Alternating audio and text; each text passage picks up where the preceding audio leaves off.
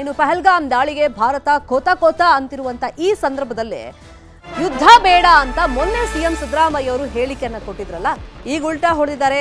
ತಮ್ಮ ಸ್ಟೇಟ್ಮೆಂಟ್ ಅನ್ನ ತಿರುಚಲಾಗಿದೆ ಅಂತ ಹೇಳ್ತಾ ಇದ್ದಾರೆ. ನಿಜ, ಆದ್ರೆ ಮೊನ್ನೆ ಕೊಟ್ಟಂತ ಸ್ಟೇಟ್ಮೆಂಟ್ ಈಗ ಬಿಜೆಪಿಗೆ ಬ್ರಹ್ಮಾಸ್ತ್ರವಾಗಿದೆ. ಸಿಎಂ ಹೇಳಿಕೆ ಕೊಡ್ತಾ ಇದ್ದಂಗೆ ಬಿಎಲ್ ಸಂತೋಷ್ ಎಂಟ್ರಿ ಆಗಿದ್ದಾರೆ. ವಿಜಯೇಂದ್ರ ಜೊತೆಗೆ ಸಂತೋಷ್ ಮಾತುಕತೆಯನ್ನು ನಡೆಸಿದ್ದಾರೆ. ಸಿದ್ದು ಹೇಳಿಕೆಯನ್ನ ಅಸ್ತ್ರ ಮಾಡಿಕೊಳ್ಳಿ, ಒಂದೊಳ್ಳೆ ಅಸ್ತ್ರ ನಮಗೆ ಸಿಕ್ಕಿದೆ, ಇದನ್ನ ಬಳಕೆ ಮಾಡಿಕೊಳ್ಳಿ ಅಂತ ಸೂಚನೆಯನ್ನ ಕೊಟ್ಟಿದ್ದಾರಂತೆ. ಸಿದ್ದರಾಮಯ್ಯ ಹಿಂದೂ ವಿರೋಧಿ ಅಂತ ಬಿಂಬಿಸಿ, ಸಿದ್ದರಾಮಯ್ಯ ಅವರ ಇಮೇಜ್ ಕುಗ್ಗಿಸುವಂತ ತಂತ್ರವನ್ನ ರೂಪಿಸಿ ಇದೇ ಸ್ಟೇಟ್ಮೆಂಟ್ ಮೇಲೆ ಇದನ್ನ ಖಂಡಿಸ್ತಾ ರಾಜ್ಯಾದ್ಯಂತ ತೀವ್ರ ರೀತಿಯಲ್ಲಿ ಹೋರಾಟವನ್ನ ಮಾಡಿ ಅಂತೇಳಿ ಬಿಎಲ್ ಸಂತೋಷ್ ವಿಜಯೇಂದ್ರಗೆ ಸೂಚನೆಯನ್ನ ಕೊಟ್ಟಿದ್ದಾರಂತೆ. ಸಿದ್ದರಾಮಯ್ಯ ಅವರು ಮೊನ್ನೆ ಈ ಸಂದರ್ಭದಲ್ಲಿ ಪಾಕಿಸ್ತಾನದ ಮೇಲೆ ಯುದ್ಧ ಬೇಡ, ನಾವು ಶಾಂತಿ ಪ್ರಿಯರು ಅಂತ ಹೇಳಿದ್ರಲ್ಲ, ಅದಾದ್ಮೇಲೆ ಕಾಂಟ್ರವರ್ಸಿ ಆಗ್ತಾ ಇದ್ದಂಗೆ ತಮ್ಮ ಹೇಳಿಕೆಯನ್ನ ಚೇಂಜ್ ಮಾಡಿದ್ರು. ಅಂದ್ರೆ ನಾನು ಪಾಕಿಸ್ತಾನದ ಜೊತೆ ಯುದ್ಧ ಬೇಡವೇ ಬೇಡ ಅಂತ ಹೇಳಿಲ್ಲ, ಅನಿವಾರ್ಯ ಇದ್ರೆ ಯುದ್ಧ ಮಾಡಲೇಬೇಕಾಗತ್ತೆ ಅಂತ ಹೇಳಿದ್ರು.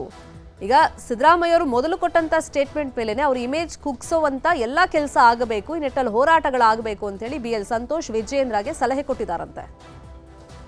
ರಾಮರಾಜ್ಯ ಅಧಿಕಾರದಲ್ಲಿ ಇರ್ತಕ್ಕಂಥ ಕೆಲವರನ್ನ ನಂಬಿಕೊಂಡು ಸಿಗ್ತಾ ಇರೋದಿಲ್ಲ. ಯಾಕಂದ್ರೆ ಅಧಿಕಾರದಲ್ಲಿ ಇರ್ತಕ್ಕಂಥವ್ರು ನೊಬೆಲ್ ಶಾಂತಿ ಪ್ರಶಸ್ತಿ ತಗೊಳಕ್ ಏನ್ ಮಾಡ್ಬೇಕು ಆ ದಿಕ್ಕಿನಲ್ಲಿ ಹೊರಟಿದ್ದಾರೆ.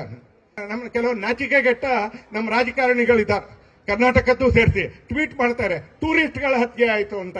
ಟೂರಿಸ್ಟ್ಗಳ ಹತ್ಯೆ ಆಗಿದ್ರೆ ಅಲ್ಲೇ ಮಾಡಬೇಕು ಅಂತಿಲ್ಲ, ಎಲ್ಲಿ ಬೇಕಾದ್ರೂ ಮಾಡ್ಬೋದಾ?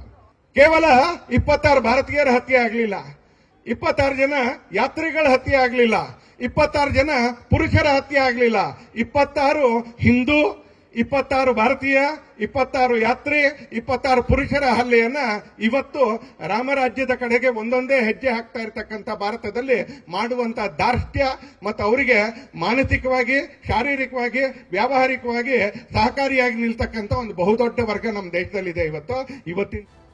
ಕನ್ನಡಿಗರ ನೆಚ್ಚಿನ ನ್ಯೂಸ್ 18 ಕನ್ನಡ ಈಗ ವಾಟ್ಸ್ಆಪ್ನಲ್ಲೂ ಲಭ್ಯ. ಕರ್ನಾಟಕ, ದೇಶ ವಿದೇಶಗಳ 360 ಡಿಗ್ರಿ ಸುದ್ದಿಯ ವಿವರಗಳನ್ನ ನಿಮ್ಮ ಕೈ ಬೆರಳುಗಳಲ್ಲೇ ಪಡಿಲಿಕ್ಕೆ ಈ QR ಕೋಡ್ ಅನ್ನ ಸ್ಕ್ಯಾನ್ ಮಾಡಿ, ನಮ್ಮ ಚಾನಲ್ ಫಾಲೋ ಮಾಡಿ, ನೋಟಿಫಿಕೇಶನ್ ಆನ್ ಮಾಡಿ.